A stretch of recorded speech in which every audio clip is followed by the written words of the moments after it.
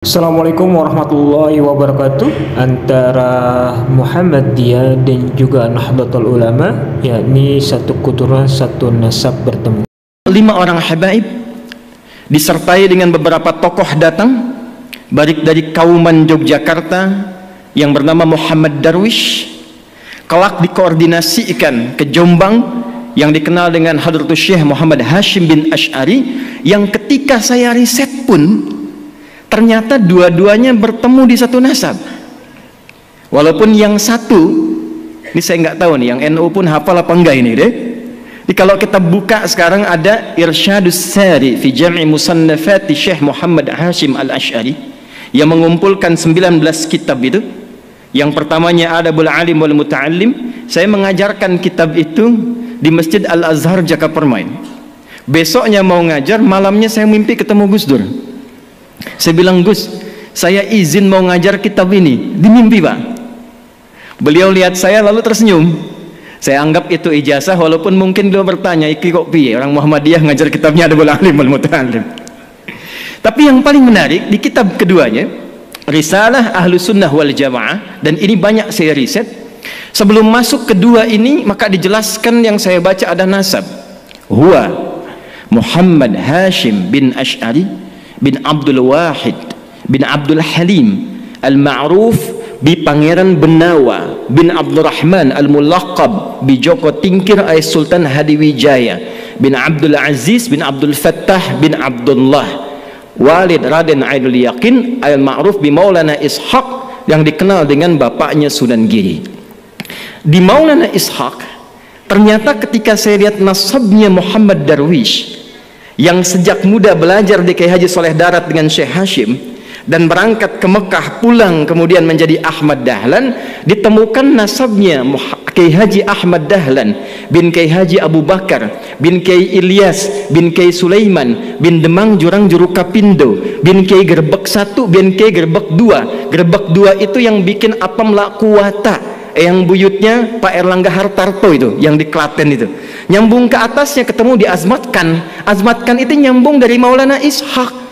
Baru nanti ke atasnya Zainal Abidin, ke Al-Husain, ke Al-Hasan, ke Ali bin Abi Thalib, suami Fatimah Az-Zahra bintu Muhammad sallallahu alaihi wasallam, bin Abdullah bin Abdul Muttalib bin Hashim bin Abdul Manaf bin Qusay bin Murrah bin Kilab bin Ka'ab bin Ghalib bin Fihir bin Malik bin Nadar bin Kinana bin Khuzaimah bin Mudrikah bin Ilyas bin Nizar bin Mudar bin Ma'ad bin Adnan bin Addi bin Adli bin Muqawwam bin Nahur bin Tarikh bin Ya'rub bin Yasjub bin Nabit bin Ismail alaihi salam bin Ibrahim alaihi salam bin Azar au bin Nahur bin Abir bin Kinan bin Arfakhshad bin Sam bin Nuh alaihi salam bin Matushalah bin Kinan bin Anwas bin Tif bin Adam alaihi salam. Jadi ormas besar yang nyambung nasabnya ke Nabi Adam itu 2, 1 NU, 2 Muhammadiyah.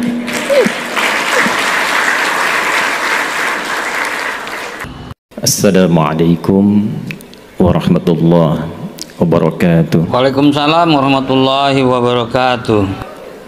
Alhamdulillahilladzi ra'al ummatal muhammadiyyata ila yaumil qiyamah wa ja'ala ulama'aha warathatal anbiya'i ila yaumin nahdah wa rabata bainahuma binuri syamsi wal adalati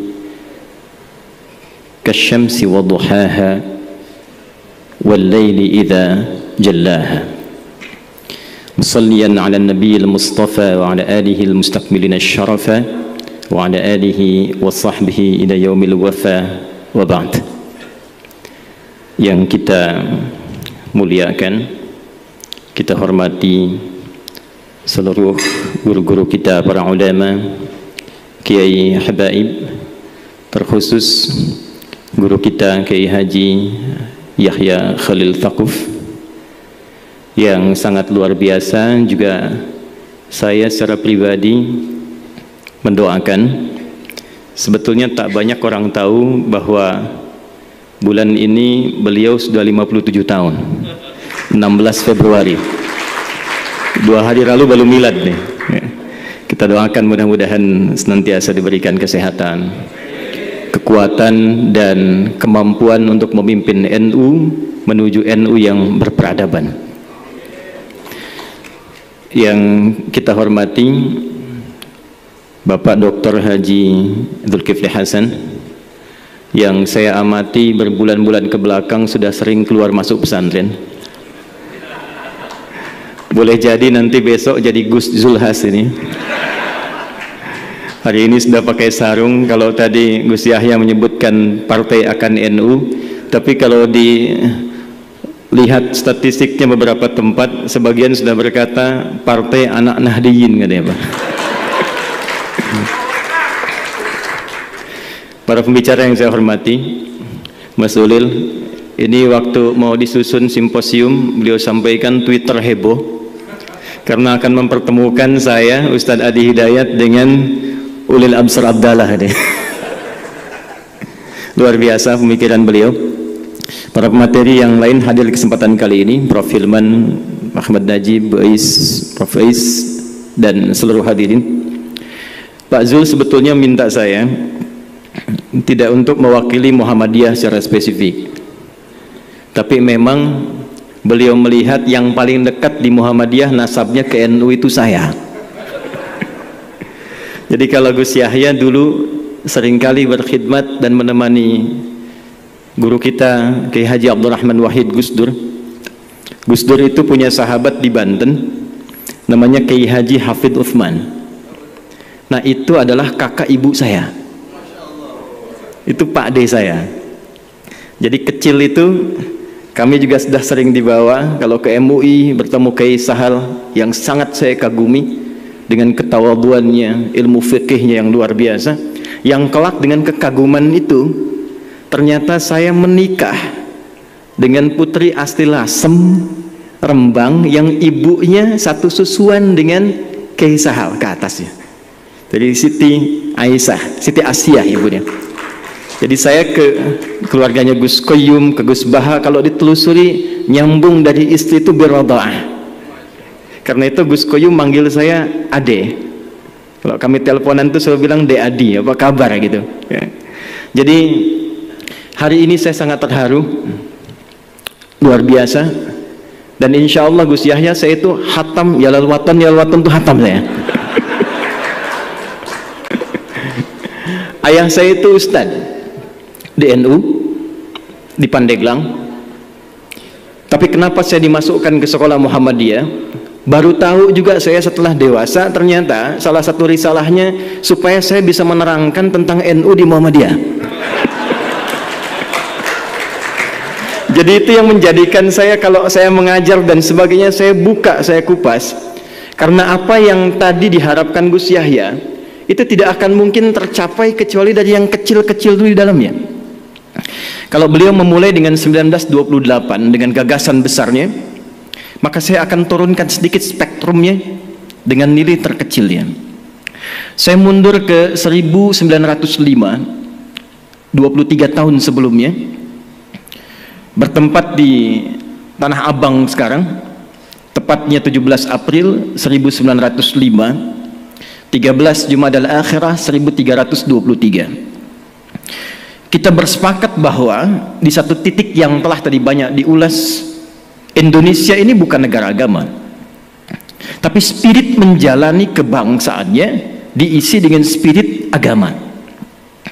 Dan justru dengan nilai spirit itulah yang paling cepat melahirkan negara kesatuan Republik Indonesia, yang kelak bahkan bukan hanya kalimat takbirnya, kalimat iman dan takwanya pun yang bagian dari kosakata keagamaan itu banyak muncul di konfigurasi undang-undang kita. Maka 5 orang habaib disertai dengan beberapa tokoh datang baik dari Kauman Yogyakarta yang bernama Muhammad Darwish, kelak dikoordinasikan ke Jombang yang dikenal dengan Hadratus Syekh Muhammad Hashim bin Asy'ari, yang ketika saya riset pun ternyata dua-duanya bertemu di satu nasab. Walaupun yang satu, ini saya nggak tahu nih, yang NU pun hafal apa enggak ini deh. Jadi kalau kita buka sekarang ada Irsyadus Sari fi Jam'i Musannafati Syekh Muhammad Hashim Al-Asy'ari yang mengumpulkan 19 kitab itu. Yang pertamanya Adabul Alim wal Muta'allim. Saya mengajarkan kitab itu di Masjid Al-Azhar Jakapermain. Besoknya mau ngajar, malamnya saya mimpi ketemu Gus Dur. Saya bilang, Gus, saya izin mau ngajar kitab ini. Di mimpi, Pak. Beliau lihat saya lalu tersenyum. Saya anggap itu ijazah, walaupun mungkin beliau bertanya, iki kok piye orang Muhammadiyah ngajar kitabnya ada alim wal muta'allim. Tapi yang paling menarik di kitab keduanya, Risalah Ahlus Sunnah wal Jamaah, dan ini banyak saya riset. Sebelum masuk kedua ini, maka dijelaskan yang saya baca ada nasab. Huwa Muhammad Hashim bin Ash'ari bin Abdul Wahid bin Abdul Halim al-ma'ruf bi Pangeran Benawa bin Abdurrahman al-mulaqab bi Joko Tingkir ay Sultan Hadiwijaya bin Abdul Aziz bin Abdul Fattah bin Abdullah Walid Raden Ainul Yakin al-ma'ruf bi Maulana Ishaq, yang dikenal dengan bapaknya Sunan Giri.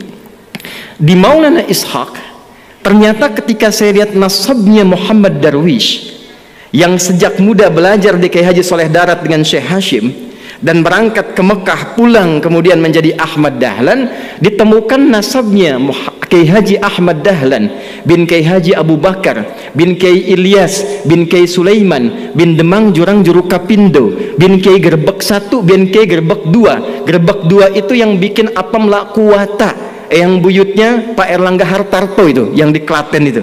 Nyambung ke atasnya ketemu di Azmatkan. Azmatkan itu nyambung dari Maulana Ishaq. Baru nanti ke atasnya Zainal Abidin, ke Al-Husain, ke Al-Hasan, ke Ali bin Abi Thalib, suami Fatimah Az-Zahra bintu Muhammad sallallahu alaihi wasallam bin Abdullah bin Abdul Muttalib bin Hashim bin Abdul Manaf bin Qusay bin Murrah bin Kilab bin Ka'ab bin Ghalib bin Fihir bin Malik bin Nadar bin Kinana bin Khuzaimah bin Mudrikah bin Ilyas bin Nizar bin Mudar bin Ma'ad bin Adnan bin Addi bin Adri bin Muqawwam bin Nahur bin Tarikh bin Ya'rub bin Yasjub bin Nabit bin Ismail alaihi salam bin Ibrahim alaihi salam bin Azar atau bin Nahur bin Abir bin Kinan bin Arfakhshad bin Sam bin Nuh alaihi salam bin Matushalah bin Kinan bin Anwas bin Tif bin Adam alaihi salam. Jadi ormas besar yang nyambung nasabnya ke Nabi Adam itu dua, satu NU, dua Muhammadiyah.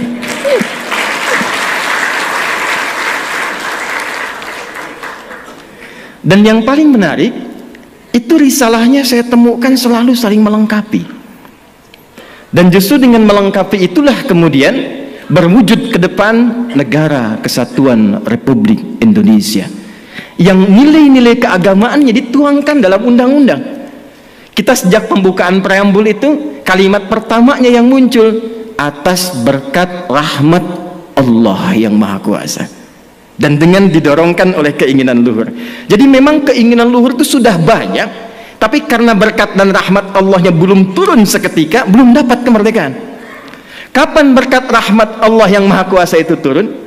Ternyata ketika semua stakeholder ulamanya itu bisa duduk, dan kejeniusan mereka yang sangat luar biasa, bukan hanya pakar di bidang agama, tapi juga pakar di bidang tata negara, konstitusi.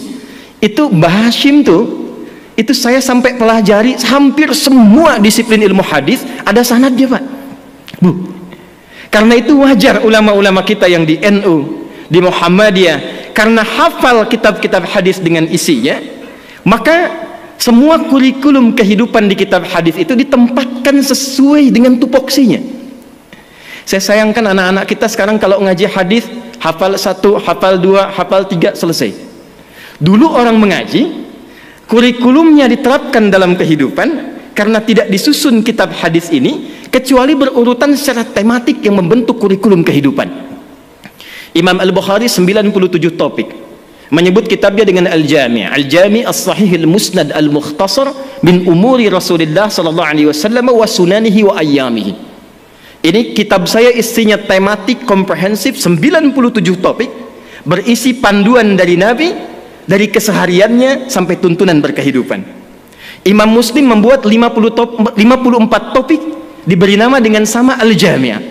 Dan di topik ke-33 itu didapatkan Kitabul Imarah, kitab kelola tata negara. Itu hatamnya bab tentang tata negara itu menjadikan mereka bisa bertemu bukan hanya di tatanan praktikal fikih. Kitabul Buyu', siapa saudagar-saudagar yang ada pada saat itu? Yang Muhammadiyah mana? Yang NU mana? dipertemukan dengan syarikat dagang Islam, mensuplai perjuangan kemerdekaan, maka semua support terkait dengan materi datangnya ternyata dari saudagar-saudagar yang diberikan motivasi nilai keagamaan. Saya 2 bulan lalu ada di Amerika. Ketika ke Washington, saya masuk ke kedutaan, saya tanya, ini gedung kok megah sekali, bagaimana sejarahnya? Ustadz, ini gedung hasil khusus penunjukan Bung Karno yang membawa saudagar-saudagar muslim yang tadinya membeli tanah akan dibeli di depan kedutaan Belanda yang kecil. Bung Karno ingin beli yang lebih luas untuk menunjukkan ini Indonesia sudah hebat. Tapi ketika melihat tempat ini lebih strategis, maka dimintalah oleh Bung Karno saudagar-saudagar itu mengumpulkan uang tunai sebanyak $350.000 pada saat itu, sehingga bisa membayar gedung itu tunai, diskon dari yang $1.500.000. $1.500.000. Ternyata gedung megah yang urutan ke-14 ikonik di Amerika itu ternyata dihasilkan dari hasil sinergitas semua saudagar-saudagar, yang semua saudagar ini keluar untuk berkhidmat, dihasilkan dari rekonsiliasi dan pertemuan semua ulama itu.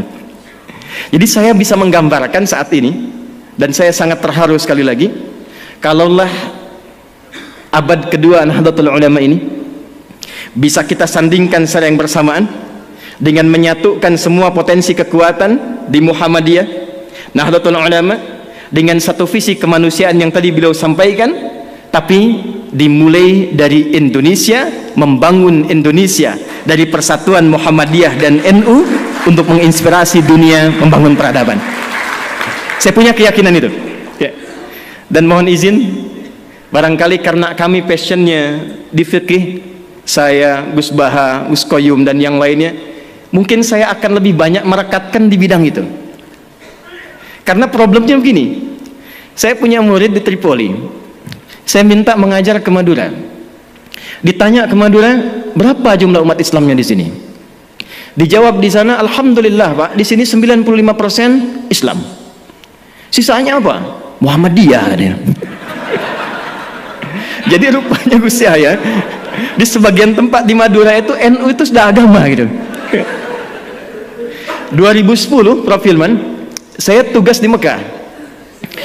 Begitu saya tugas, mau masuk waktu Isya, sedang mau sholat, takbir. Imamnya Syekh Sudes, begitu takbir, dia karena Hambali, baca basmalahnya silent, langsung dia baca Alhamdulillahi Rabbil Alamin. Itu komentar pertama jamaah samping saya, iki imamnya Muhammadiyah atau ya? Muhammadiyah cabang Masjidil Haram, mana bayangkan. Lalu saya bermula kembali melihat, ternyata dulu hubungan Kiai Dahlan dengan Kiai Haji Muhammad Hashimin Asy'ari Hadratus Syekh itu tak ada masalah di fikih, di akidah pun tak ada masalah. Problemnya muncul kemudian karena ada irisan-irisan yang sesungguhnya tak ada kaitan langsung dengan fikih. Saya ambil contoh begini misalnya, masalah tahlilan tadi, kan bedanya NU dengan Muhammadiyah cuma di harokat saja kan.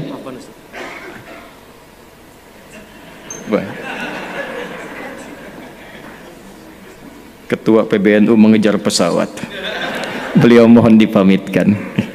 Kita doakan semoga beliau sehat, lancar, dan yang lebih penting diberikan oleh Allah Subhanahu wa Ta'ala usia yang berkah untuk menginspirasi kita semua dengan gagasan-gagasan yang cemerlang ya. Dipersilahkan Gus, semoga Allah senantiasa memberikan kebaikan-kebaikan dan kemuliaan. Tadi saya katakan sebetulnya saya riset di fikih ini tidak jauh Pak Bu. Tahlilan misalnya, bedanya NU Muhammadiyah kan cuma harokat ya. NU pakai nasab, Muhammadiyah pakai rofa. Muhammadiyah jadikan isim, NU menjadikan masdar. Halala yuhallilu tahlilan. Nasab harokatnya fathah. Orang Arab tuh kan kalau bilang nasaba, dia katakan nasabar rajulu asahu alal ardi. Orang Arab tancapkan tongkatnya dengan kuat sehingga tak goyah. Harakatnya fathah membuka sesuatu. Jadi kalau tahlilnya menggunakan metode NU, tahlilannya mayatnya jadi jenazah, masuk sudah ke alam kubur, nasabah, lalu untuk memberikan Fatihah dan turunannya dibuka, kemudian menggunakan skema tahlilan. Muhammadiyah cuma pakai rafa pas ditarik, ya ayyatuhan nafsul mutmainnah. Makanya Muhammadiyah menggunakan rafa tahlilun, NU menggunakan nasab tahlilan. Dan ternyata Kiai Haji Ahmad Dahlan tuh nggak pernah nyual itu, nggak pernah nyual. Dan saya telusuri di konfigurasi hukumnya itu, ternyata persoalannya bukan fikihnya.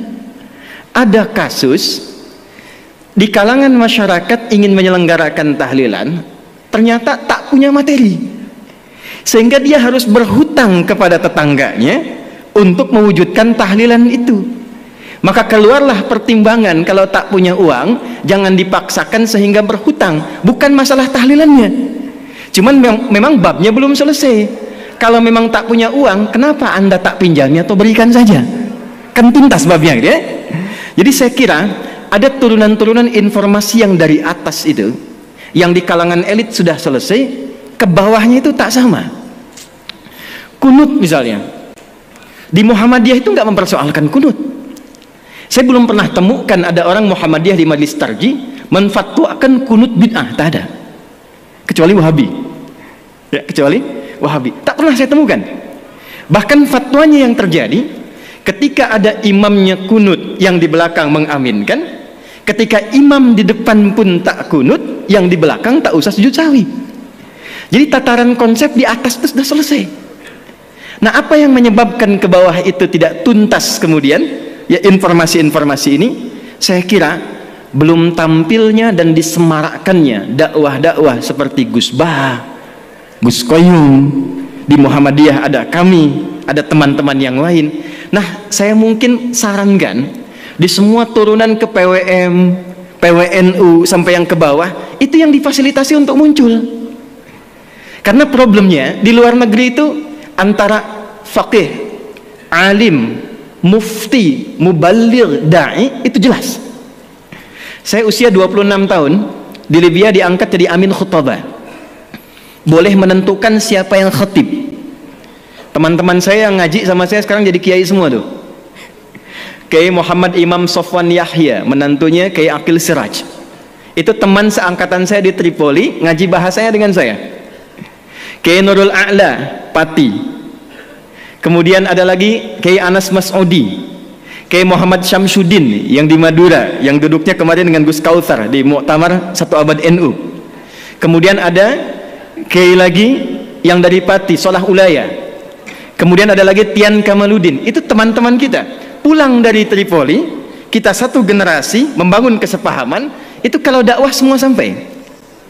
Nah, saya kira yang terakhir yang ingin saya akhiri, saya pikir sudah saatnya sekarang kita tidak berbicara lagi dalam konteks perbedaan NU Muhammadiyah dalam tatanan yang disepakati, tapi sekarang babnya adalah bagaimana membangun persaudaraan yang menyinergikan, sehingga gagasan-gagasan besar yang disampaikan oleh Gus Yahya tadi di depan, membangun peradaban, membangun kemanusiaan, saya kira bisa diinisiasi di bumi pertiwi ini melalui penyatuan dan sinergitas NU dan Muhammadiyah.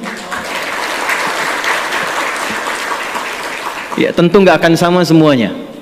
Bab rumah sakit Muhammadiyah, bab kampus Muhammadiyah. Jadi pernah ada yang tanya berapa jumlah kampus Muhammadiyah? 157 kepada Kiai Hasyim Muzadi. Kenapa di NU nggak ada kampusnya? Kata Kiai Hasyim, santai saja. Ya, selain yang Muhammadiyah punya NU semua itu. Jadi jangan khawatir, insya Allah kalau ada yang di NU masuk Muhammadiyah nggak akan jadi Muhammadiyah.